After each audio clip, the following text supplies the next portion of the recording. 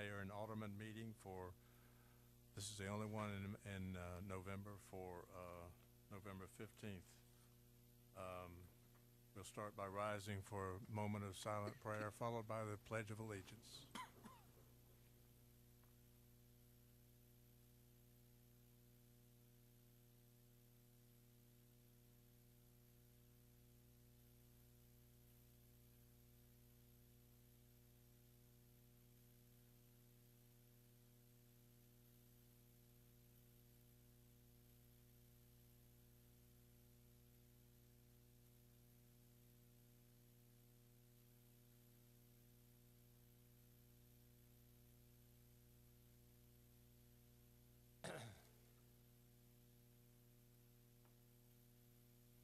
First item is approval of the agenda. Anybody have any recommended movements of items? Move for approval of the agenda as written. Second. All in favor say aye. Aye. Alderman Markley cannot be here tonight, so this is still a quorum, so we'll move on. Under the mayor's report, we have some good news. I think most of you have probably heard this already, and that is that we have been named again the #1 business-friendly city in the state of Tennessee. Now, you think that might be just all fluff, but it's not, because businesses do look at rankings like that, and it does make a difference. Today, you can take a drive down Kingston Pike, go past the what's going to be the 3-minute car wash, turn on the Lovell Road, and you're looking at the Costco site where they have broken ground and are underway. Go down Parkside Drive and past the new Publix, which is under, well, they're grading, and also the little shopping center that will hold Einstein's Bagels. That's pretty good for this day and time, and it doesn't happen by accident. There are reasons that people choose places, and the status that we have as a business-friendly city makes a difference.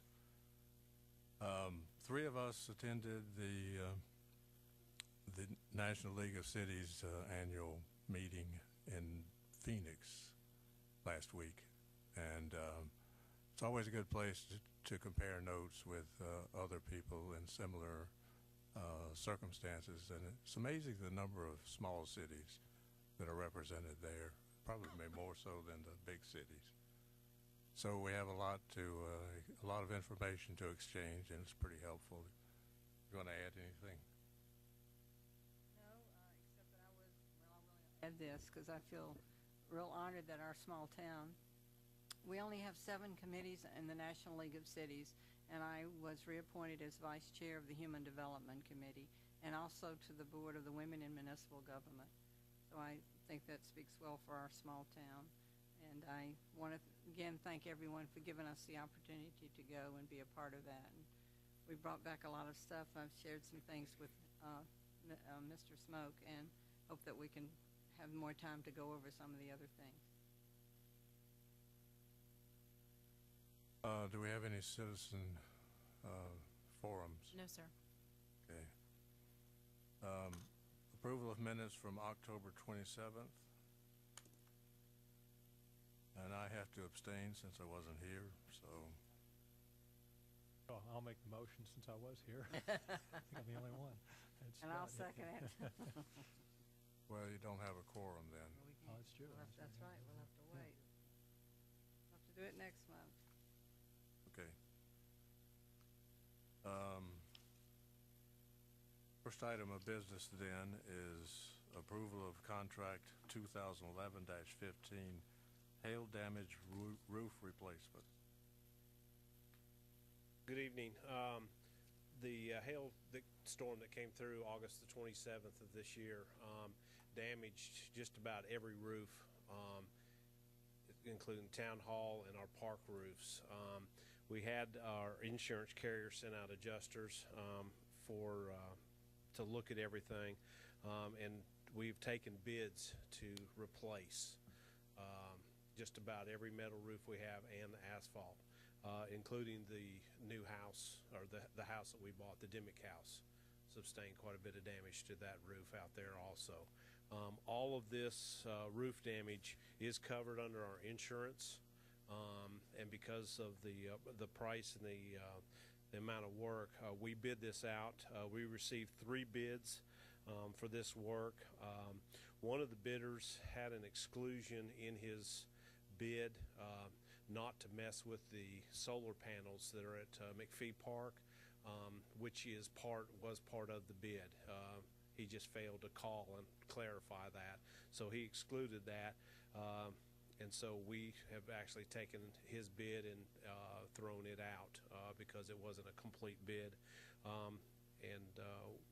What we've done is we've come up with the next bidder, which is Legion Exteriors and Construction, and their bid is $225,843.08.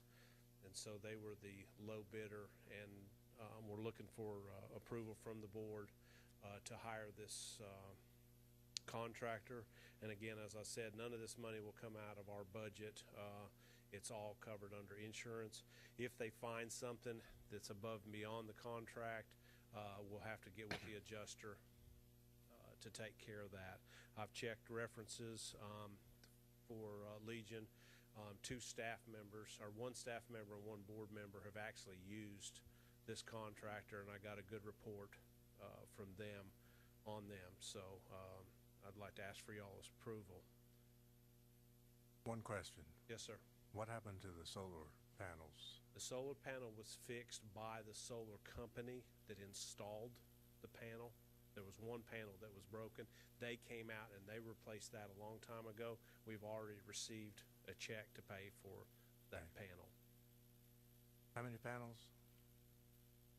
It's a whole roof of them. I'm not sure. There's quite a few. That whole south roof is covered in solar panels. So only 1 broke? Only 1, and that, yeah. Pretty good.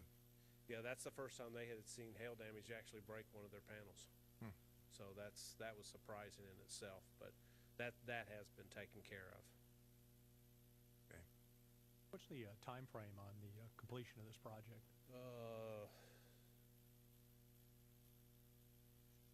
I think it's March 1st or it's the end of February to have everything done. Last day of February, whether it's the 28th or 29th, I don't remember, or March 1st.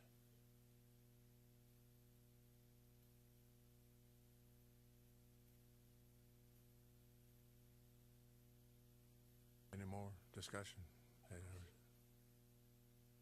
Motion? Second. All in favor say aye. Aye. Thank you very much. The next 2 items deal with what we've been working on for a long time, and that's retirement benefits for the employees. And let me say this up front. I think what we have crafted is a good plan for our younger employees. And I think if they stick with us for many years, they will have a nice retirement. I don't think the same for our older employees, and for that reason, I'd like to have some more time. I'm not satisfied with what we are offering as it relates to them, and I think I need more time to study it and look at other options. And for that reason, I certainly want to hear from the rest of the board here and any of the employees who wish to talk. But I'm ready to at least put off part of this vote until we can massage it some more.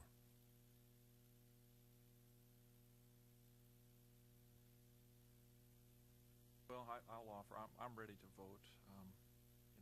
As I've said many times before, the only device that is going to solve the problem to the satisfaction of everybody doesn't exist, and that's a time machine. We can't go back in time. The money doesn't exist to put people in a position where they'd like to be, where they need to be. I think the options we've discussed and that we have laid before us tonight are good options. What you say is true in regards to the younger employees versus long-term employees, but I just don't know how there's anything else to do. And with the resources we have at hand, I think these are good options, and I just want to put this thing to bed. So I am ready to vote on it. I had a question about the time frame, maybe for Mr. Smoke, with regard to the Social Security voting and all of that. As I recall, there has been some discussion about a timeline of sorts. What happens if we wind up delaying this again, knowing we only have one meeting left this year and probably pushing this into January is what we're looking at? Ms. Curry has been working diligently with the Social Security Administration trying to set our vote. The reason we brought the vote last month for the board was to try to push Social Security to go ahead and set our 90-day limit that we have to have our vote referendum on for those employees that want to enter Social Security or want to stay out and stay in the current program. Unfortunately, they have not set the date yet. We had anticipated they would have already set it by now, and then the board would vote now, and then we'd have a few more days in order to have the employees plenty of time to know what program is going to be available to them before they have to decide whether they want to enter Social Security or not. So since Social Security has not set that date, we do have additional time if the board wants it. We're not on a crunch yet, and I think that certainly we could come back in December and vote at that time. But the main reason to try to push it forward was to make sure the employees had plenty of opportunity and plenty of time to know what their options were heading into that Social Security vote.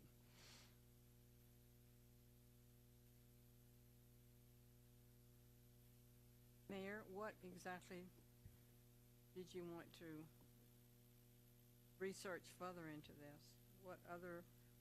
Was there any other option that you were thinking of, or No, I think what we did have you to. want to add to I think it? we need to create some new options, if possible. And it'd have to be scheduled in such a way that there'll have to be an age factor in it. I don't know how we do that, but most of us who have retired in the more normal world that we live in have retired under systems that have an age factor in it. And, all I know firsthand is what Oak Ridge National Laboratory does. And I can speak to that, but I think we need to be open-minded in the sense that we have some people who basically will not fare too well when they retire. And I think that's very unfortunate, because we're doing the things necessary to assure that those who come to work here and those who have recently come to work here are going to have a pretty good retirement when that day comes. I can't say the same for our older employees, and that bothers me.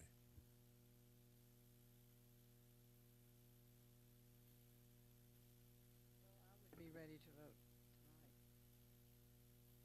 But if that is your wish, I just don't want to carry it out any further. I think, if we're not going to vote on it tonight, then we need to make a definite decision that we will vote on it in our December meeting. Not sure you will have even had time to, if we can put together something. I'm not even sure you'd have time by the time of the next meeting to know what we're talking about. We'd have to have some workshop or something.